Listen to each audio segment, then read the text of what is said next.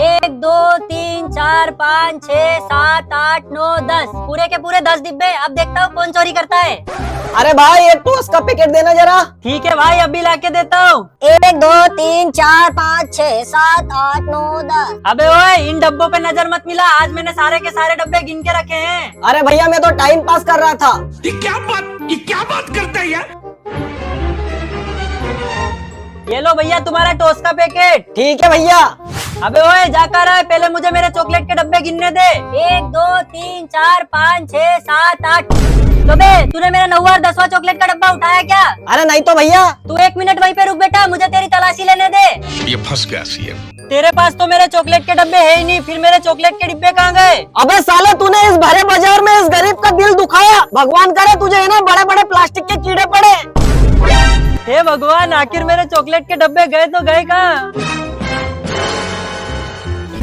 अबे साले तू ही मेरे दुकान के डब्बे चुरा के भागा है, रुक।